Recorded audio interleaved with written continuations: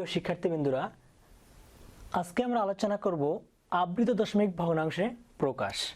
ক নাম্বার দেওয়া আছে 1/6। আমরা সমাধানে যাই। 1/6 6 দ্বারা 1কে যেহেতু আমার ভাগ যায় না, তাই আমি একটা দশমিক নিব। এর জন্য একটা 0। 6 দিয়ে যদি আমি 10কে ভাগ দেই, তাহলে 6 গুণন 1, তাহলে আমি পাবো 6। 10 থেকে 6কে যদি আমি বাদ দেই, তাহলে আমি পাবো 4। যেহেতু 6 দ্বারা 4কে ভাগ যায় না, তাই আমি আরেকটি শূন্য নিব। যদি আমি 6 দ্বারা যদি আমি 4টিকে ভাগ দেই, তাহলে পাবো 6 × 6 36। আমি যদি 10 থেকে 6কে বাদ দেই, তাহলে আমি পাবো 4। আবার আমি যদি আরেকটি 0 দেই, 6 দ্বারা যদি আমি 4টিকে ভাগ দেই, আমি আবার পাবো 36। বাদ দিলে আমি পাবো 4। অর্থাৎ 1.66 1.66 এভাবে চলতে থাকবে। যেহেতু আমাদের 0.6666 চলতে থাকে, এজন্য বারবার আবৃত হওয়ার কারণে আমরা একটা আবৃত চিহ্ন ইউজ করব। এটাকে বলা হয় পৌনঃপুনিক চিহ্ন। যেহেতু আমাদের 6 বারবার আবৃত হচ্ছে, এজন্য 6-এর উপর আমি একটা চিহ্ন ইউজ করলাম। এটার নাম হচ্ছে পৌনঃপুনিক চিহ্ন। তাহলে অ্যান্সার হবে 0.16 পৌনঃপুনিক। এবার আসি খ নাম্বারের ক্ষেত্রে। খ নাম্বার আমার দেওয়া আছে 7/11। আমি যদি 11 দ্বারা 7কে ভাগ দেই, তাহলে 11 দ্বারা 7কে ভাগ যায় না, তাই আমি একটা দশমিক নিতে হবে এবং দশমিক একটা 0। যদি আমি 11 দ্বারা 7টিকে ভাগ দিই, তাহলে আমি পাবো 11 × 6 66। আমার 0কে ধরতে হবে 10, তাহলে 10 থেকে 6 বাদ দিলে আমি পাচ্ছি 4। যেহেতু 11 দ্বারা 4কে যায় না, এজন্য আমরা নিব 0। 11 × 3 পাবো 33। আবার ধরতে হবে 0কে, আমার 10 ধরতে হবে। 10 থেকে 3 বাদ দিলে আমি পাবো 7। তাহলে 11 দ্বারা 7কে যায় না, আবার নিতে হবে আমার 0। তাহলে 11 × 6 আমি পাবো আবার 66। আবার 4, আবার 0, অর্থাৎ এইভাবে 63 চলতে থাকবে। এর জন্য আমরা একটা চিহ্ন ইউজ করব। এটার নাম হচ্ছে আবৃত চিহ্ন পয়েন্ট। যেহেতু 63 বারবার ফিরে আসতেছে বা আবৃত হচ্ছে, এজন্য আমরা 6-এর উপর একটা পৌনঃপুনিক দিব এবং 3-এর উপর পৌনঃপুনিক দিব। এবার আসি গ নাম্বারের ক্ষেত্রে। গ নাম্বার দেওয়া আছে 3 × 2/9। এটা একটা মিশ্র ভগ্নাংশ।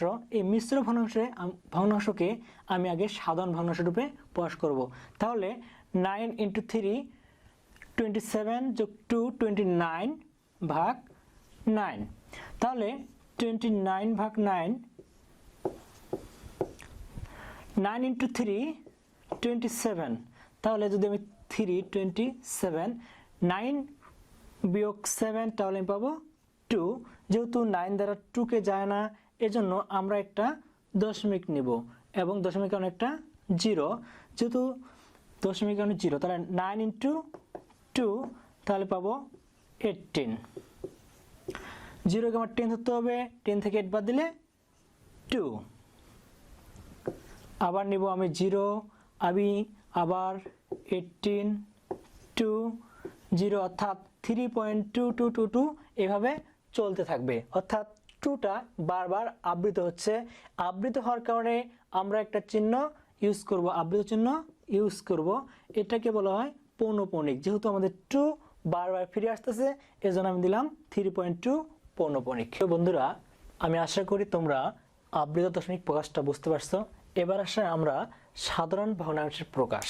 আমাদের আবৃত থাকবে, সাধারণে প্রকাশ করতে হবে। যেহেতু ক নাম্বারে আমার দেওয়া আছে 0.2 পৌনঃপুনিক, খ নাম্বারে দেওয়া আছে 0.3 পৌনঃপুনিক, 5 পৌনঃপুনিক, গ নাম্বারে দেওয়া আছে 3.78 পৌনঃপুনিক। এবার আসি আমরা ক নাম্বারের ক্ষেত্রে। যেহেতু 0.2 পৌনঃপুনিক, এর মানে কি আমরা জানি 0.2222 এভাবে চলতে থাকবে। এটাকে আমার প্রকাশ করতে বলছে সাধারণ ভগ্নাংশের ক্ষেত্রে। তাহলে আমরা এখানে আসি 0.2 পৌনঃপুনিক আমরা গুণন দিব। গুণনের পরে দশমিকের কারণে আমরা একটা এক নিব এবং দশমিকের পরে আমাদের পৌনঃপুনিক পর্যন্ত অর্থাৎ পৌনঃপুনিক সহ কয়টা সংখ্যা আছে ততগুলো আমরা 0 দিব। যেহেতু এখানে দশমিকের পরে একটা সংখ্যা আছে এবং একটার উপরে আমার পৌনঃপুনিক আছে, তাহলে হবে একটা 0 ইকুয়াল টু আমি লিখতে পারি 0.222 dot dot dot into 10 equal to তাহলে আসবে 2.222 ডট ডট ডট। এবার 0.2 পৌনঃপুনিক ইন্টু দিব, দেওয়ার পরে আমি দেখব যে আমার পৌনঃপুনিক বাদে কয়টি সংখ্যা রয়েছে। যেহেতু দশমিকের কারণে একটা এক নিলাম, এরপরে আমার দশমিক বাদে কোনো সংখ্যা নাই, সুতরাং আমরা এখানে একই রাখি দিব। তাহলে এই ক্ষেত্রে আমরা পাচ্ছি 0.222 into 1 equal to 0.222 dot dot এভাবে চলতে থাকবে। এবার আমি বিয়োগ করে দিই। যদি আমি বিয়োগ করে দিই তাহলে আমি পাবো 0.2 পৌনঃপুনিক ইন্টু 10 থেকে যদি আমি 1 বাদ দিই তাহলে আমি পাবো 9 ইকুয়াল আমি যদি 2.2222 থেকে 0.22 বাদ দিই তাহলে পাচ্ছি 2 বা 0.2 পৌনঃপুনিক ইকুয়াল লিখতে পারি 2/9। এটা হচ্ছে আমার কয়ের অ্যান্সার। একটা শর্টকাট আছে, শর্টকাটটা আমি পরে বলবো। খ নাম্বারের ক্ষেত্রে আসি। খ নাম্বার দেওয়া আছে 0.3 পৌনঃপুনিক 5 পৌনঃপুনিক। একে যদি আমি সাধারণভাবে প্রকাশ করি তাহলে আবার আগের মতো কাজ করব। 0.3 পৌনঃপুনিক 5 পৌনঃপুনিক ইন্টু পয়েন্টের কারণে আমি একটা 1 দিব। এরপরে দেখতে হবে পৌনঃপুনিক সহ সংখ্যা কয়টা। যেহেতু পৌনঃপুনিক সংখ্যা আমার সংখ্যা আছে 2টা, সুতরাং আমি 2টা 0 দেব। তাহলে আমি পাবো 0.353535 dot dot dot into 100 equal আমি লিখতে পারি 35 35 ডট ডট ডট চলতে থাকবে। আবার 0.3 পৌনঃপুনিক 5 পৌনঃপুনিক ইন্টু পয়েন্টের কারণে একটা 1 নিব এবং পৌনঃপুনিক বাদে আমার সংখ্যা কয়টি রয়েছে ততগুলো আমি সংখ্যা নিব, 0 নিব। তাহলে এই ক্ষেত্রে আমার দেখা যাচ্ছে পয়েন্টের পরে আমাদের পৌনঃপুনিক বাদে কোনো সংখ্যা নাই, সুতরাং আমরা তাহলে এটাকে ওইভাবে রাখবো।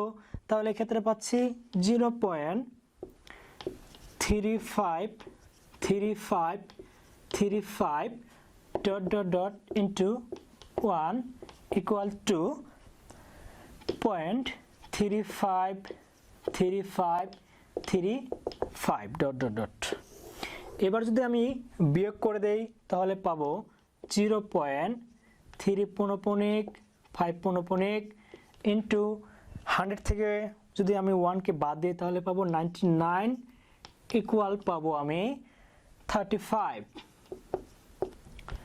বা 0.3 পৌনঃপুনিক 5 পৌনঃপুনিক ইকুয়াল আমি লিখতে পারি 35/90। এটা হচ্ছে আমার খ নম্বরে অ্যান্সার। এবার আসি গ নাম্বার সমাধানের ক্ষেত্রে। গ নাম্বার দেওয়া আছে 3.78 পৌনঃপুনিক। আমি আগে 3.78 লিখব, 78 পৌনঃপুনিক ইন্টু পয়েন্টের কারণে একটা 1, পয়েন্টের কারণে একটা 1। এরপরে আমার পৌনঃপুনিক সহ সংখ্যা কয়টি রয়েছে? এখানে দেখো পৌনঃপুনিক সহ সংখ্যা রয়েছে আমার 2টি, সুতরাং আমি 2টি 0 দেব, 2টি 0 দিলাম। তাহলে আমি পাচ্ছি equal 3.788 dot dot dot into 100 equal আমরা পাবো 378.888 ডট ডট ডট এভাবে চলতে থাকবে। আবার 3.78 পৌনঃপুনিক ইন্টু আমি দশমিক কারণে একটা 1 নিব। এবার আমার পৌনঃপুনিক বাদের সংখ্যা কয়টি রয়েছে? শুধুমাত্র পৌনঃপুনিক বাদের সংখ্যা রয়েছে আমার একটি, সুতরাং আমি একটা 0 দিব। তাহলে আমি পাচ্ছি 3.78 8 dot dot dot into 10 equal আমি পাবো 37 ইন্টু 8 ডট ডট এভাবে চলতে থাকবে। এবার আমি বিয়োগ করে দিব। তাহলে আমরা বিয়োগ করে পাই 3.78 পৌনঃপুনিক ইন্টু 100 থেকে যদি আমি 10 বাদ দেই তাহলে আমি পাবো 90 ইকুয়াল টু পাবো 378 বিয়োগ 37 341। তাহলে আমি বা 3.78 পৌনঃপুনিক ইকুয়াল আমি লিখতে পারি 341 ভাগ 90। এটা হচ্ছে আমার গ নাম্বারের অ্যান্সার। এখন আমরা যেগুলো শিখলাম এগুলো হচ্ছে লং কাট, একটু শর্টকাটে আমরা দেখে নেই। তাহলে ক নাম্বারের ক্ষেত্রে আমি যদি শর্টকাট যদি ফেলাই তাহলে আছে ক নাম্বারে দেওয়া আছে 0.2 পৌনঃপুনিক। আমরা একটা কাজ করব, কাজটা হচ্ছে আমাদের পয়েন্টের কারণে আমরা জানি একটা 1 নিতে হয়, কিন্তু এখানে আমাদের দেখব পৌনঃপুনিক কয়টা আছে। পৌনঃপুনিক যতগুলো থাকবে ততগুলো আমরা 9 নিব। যেহেতু এখানে আমার পৌনঃপুনিক একটা রয়েছে সুতরাং একটা 9, এবং পৌনঃপুনিক সহ বা যা সংখ্যা আছে সবগুলো আমরা উপরে উঠাই দিব। যদি পৌনঃপুনিক বাদে যে সংখ্যাগুলো থাকবে ওগুলো আমরা পরবর্তীতে বিয়োগ করে দিব। যেহেতু এখানে পৌনঃপুনিক বাদে কোনো সংখ্যা নাই সুতরাং আমরা এখানে 2 লিখে দিব। এটা হচ্ছে আমার ক নাম্বারের অ্যান্সার। এবার খ নাম্বারের ক্ষেত্রে আসি। খ নাম্বার দেওয়া আছে 0.3 পৌনঃপুনিক 5 পৌনঃপুনিক। এক্ষেত্রে আমি কি করব, দুইটা পৌনঃপুনিক সুতরাং আমি দুটা 9 নিব, দুটো 9 নিয়ে নিলাম। এবার পৌনঃপুনিক টৌনঃপুনিক সহ যত সংখ্যা আছে সব আমি বসাই দিব। তাহলে আমি কি করব, বসাই দিলাম 35। পৌনঃপুনিক বাদে কোনো সংখ্যা নাই সুতরাং অন্য কিছু দেওয়ার কোনো প্রয়োজন নাই, সুতরাং এটা হচ্ছে আমার অ্যান্সার। এবার আসি আমি গ নাম্বারের ক্ষেত্রে। গ নাম্বার দেওয়া আছে 3.78 পৌনঃপুনিক। 3.78 পৌনঃপুনিক এর ক্ষেত্রে আমার দেখতে হবে আমার পৌনঃপুনিক আছে কয়টায়, একটা, সুতরাং একটা 9 নেব। এবং পৌনঃপুনিক বাদে আমার এমনি সংখ্যা কয়টা আছে দেখা যাচ্ছে দশমিকের পরে আমার পৌনঃপুনিক বাদে সংখ্যা আছে একটি, সুতরাং এই জন্য আমি একটা 0 নেব, এই জন্য একটা আমি 0 নেব। তারপরে আমি সম্পূর্ণটাই বসাই দিব, যা আছে সম্পূর্ণটাই বসাই দিব। তাহলে আমি সম্পূর্ণটাই বসিয়ে দিলাম 378। এরপরে করব বিয়োগ করে দিব। আমি বিয়োগ করে দিব যে পৌনঃপুনিক বাদে আমার কতগুলো সংখ্যা আছে সবগুলো আমি বিয়োগ করে দিব। যেহেতু পৌনঃপুনিক বাদে আমার এখানে 37 আছে সুতরাং আমি 37 বিয়োগ করে দিলাম। তাহলে দেখা যাবে আমি আবার এটাই পাবো 341 ভাগ 90 হচ্ছে, এটা হচ্ছে আমার অ্যান্সার।